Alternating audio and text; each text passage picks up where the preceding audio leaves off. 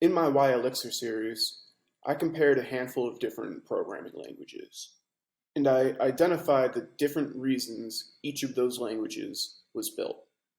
Part of my reason for advocating for Elixir was because it was built specifically for concurrency, which tends to be a very important part of building modern applications. If we apply the same rationale when it comes to building APIs, then it would make the most sense to use a tool that was designed for building APIs rather than something that was designed for another reason. GraphQL was designed to be an API language. REST, on the other hand, was built on top of HTTP. And although HTTP via REST does work really well for APIs, the original design for HTTP didn't consider the need for APIs at the time. And because HTTP wasn't designed specifically for APIs, there are some aspects to REST that maybe aren't a perfect fit and that we tend to work around. Similar to how the V8 engine, which runs Node.js, was built for a web browser and not for backend systems. In both of these cases, REST with HTTP and Node with V8, these solutions work and work pretty well. But at the end of the day, were not designed for the use case that they're being used for. GraphQL, on the other hand, was built specifically for APIs. And although we've already demonstrated some of the advantages GraphQL offers over REST, especially when it comes to documentation, validation, and overall API design, we're going to take it a step further and look into some of the extension points of GraphQL that really add a level of sophistication that you don't get when it comes to REST. Perhaps the most useful extension of GraphQL would be custom scalar types. Now, a scalar in GraphQL is essentially a type of leaf value. As we see here in our post type, we have a handful of different fields. Some of these fields refer to other GraphQL types or objects. For example, the author refers to a user, and then the comments field is comprised of a list of the comment type. These other fields, however, are considered the leaves of our type. And by leaf, I mean the most primitive low-level value that we can use. So a GraphQL field can be made up of either scalars, which are our most primitive values, or other GraphQL types, which are also made up of a combination of other GraphQL types and the low-level scalars.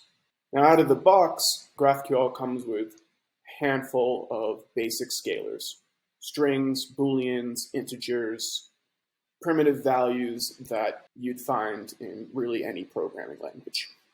Now, these scalars are useful for a variety of reasons beyond just documentation.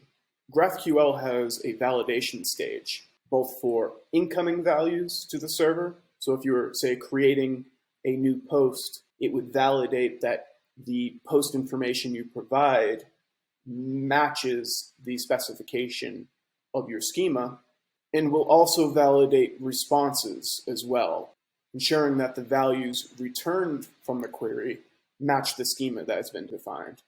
And these scalars are the mechanism that's used to perform this validation. If a specific field doesn't meet the validation requirements of that scalar, then an error will be thrown, and the value will need to be coerced in order to resolve the issue, or the schema updated to reflect the proper return type. Now, this is a far better way to validate incoming requests and outgoing responses than doing it manually in your code, as you would with a REST API. And that is because we're able to encapsulate this validation logic inside these types that we define. With GraphQL, we can also create custom scalars beyond the ones that are provided by default. A few examples of custom scalars that could be used in your GraphQL schema would be a datetime scalar that validates a datetime object and ensures that it's formatted correctly, which will help standardize the format across your API. Custom scalars could be used for JSON or HTML strings and ensure that those values are valid before persisting them to a database or returning them to the client. They could also be used to automatically validate things like URLs or phone numbers or other common form fields that we would normally validate manually. And finally, we can use custom scalars for industry or domain-specific data. If your business or industry or domain has a specific format that needs to be followed for any particular fields, you can enforce that as a custom scalar and encapsulate all of that validation logic in one place, instead of having to manually validate that format throughout your API. Not only will this lead to more reliable validation across your API, but will also provide nice, convenient documentation that can clearly communicate the usage of that particular format to the end user. And by clicking into a scalar value, you'll see that it'll even provide a nice description for that scalar value.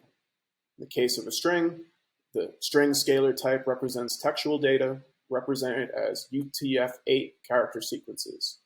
String type is most often used by GraphQL to represent free-form human-readable text. So for your custom scalar, you could provide your own description that would show up here and inform the user on how to format that data correctly to be used by the API. So custom scalars are a very powerful way to document and validate your API in an extensible manner. So custom scalars are an easy and reliable way to represent the different types of data you'll be using in your API.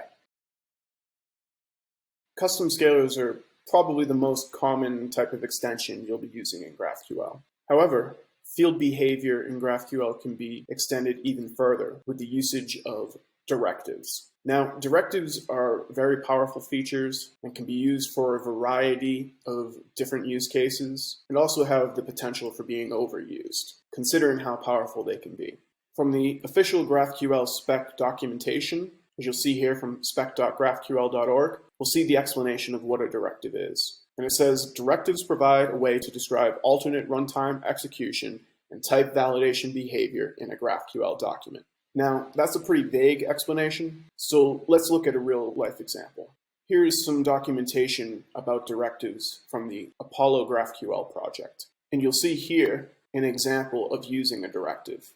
Here, we'll see on the example type that we have old field and new field. And this old field has this deprecated directive on it. So aside from the string scalar that is being used to describe what type old field is, we also have this directive annotation that implies that this particular field is now deprecated and provides a reason why it is deprecated or instructions on what to use instead.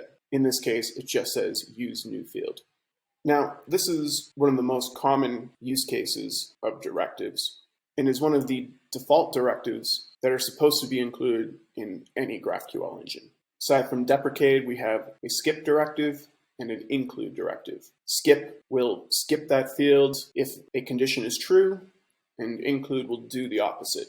Include a field only if a condition is true. Now, these are pretty basic examples of directives, not that useful in practice, but the community has provided a plethora of different directive options that can be used for a variety of different reasons. Some of the most common use cases for directives outside of the defaults would be around authorization and caching. For authorization, you could provide a specific type of role that a user needs to be in order to access that field. And for caching, you could use a variety of different policy options on a field or type to define its caching behavior. The directive annotation itself, however, doesn't really do a whole lot. It simply marks a field or a type. You'll have to hook into the GraphQL runtime and actually modify the runtime behavior in order to leverage these directives. That means hooking into the various phases of GraphQL execution and performing various tasks at those phases in order to accomplish your goals with that directive. And because these directives are an extension point, that means some of the capabilities of these directives may not be available in other languages if an implementation for that directive is not available in that language. And that is why I believe directives should be used carefully, because they can introduce non-standard behavior to the GraphQL engine that is not portable to other languages or other GraphQL engines. And even the same directive could behave differently in different languages and on different engines. Oftentimes, when creating custom directives, you'll need to hook into the GraphQL engine itself in order to process these fields that have been annotated with directives. There are a variety of different ways to do this, but some of the most common include middleware and plugins.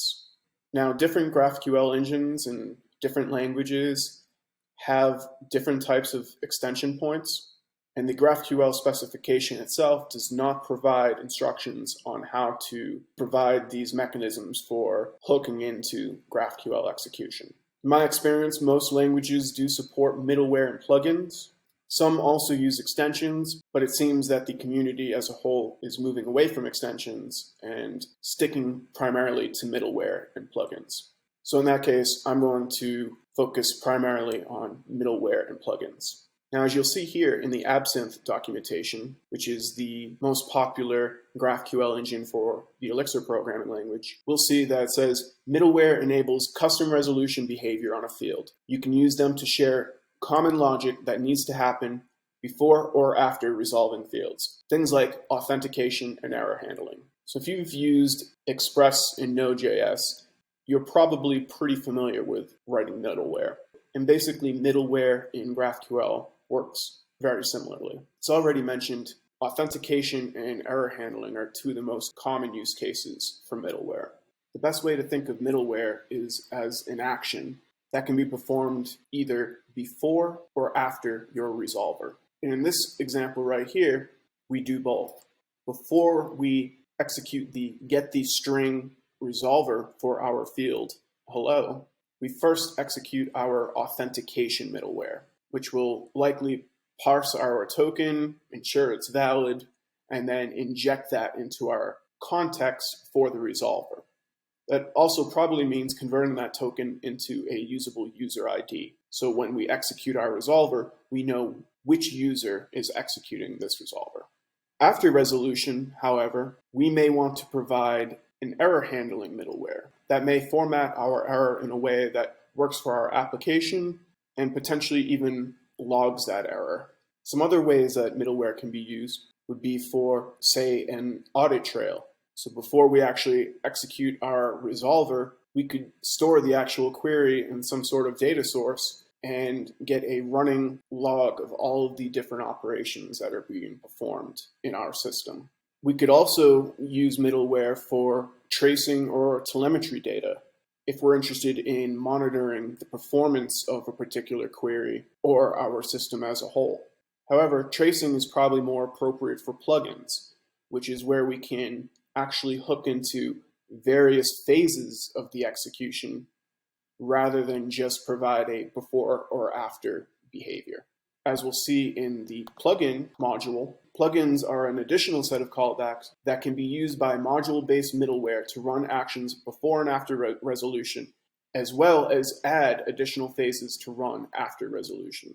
So this is where we get into more Absinthe-specific behavior, but we'll see that a plugin can provide an after resolution and a before resolution, which is similar to our middleware, but then also provide a pipeline, which could add an entire new phase to the GraphQL execution altogether.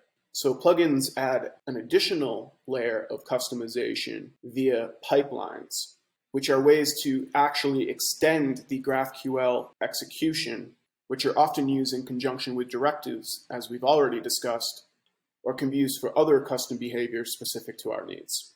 In Absinthe, we'll see that we have both phases and pipelines. If we click into phase, we'll see that a phase takes an Absinthe blueprint document and returns another blueprint document.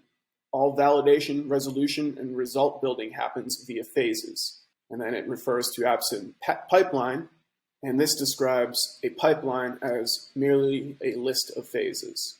And if we scroll down here, we can see all the different options we have for working with pipelines in Absinthe. So in summary, GraphQL also provides a handful of different ways to extend its behavior. Some of these are standard and part of the actual GraphQL spec, such as directives and custom scalars, while others are going to be implementation specific. In the case of Elixir, we have middlewares and plugins, which tend to be in most other GraphQL engines as well. But we also have this concept of phases and pipelines that allow us to really hook into each individual execution phase of our GraphQL engine and customize behavior as needed. These all provide powerful capabilities when it comes to customizing our GraphQL API and can be used to abstract away behavior that could otherwise be tedious and error-prone if only using the standard GraphQL engine.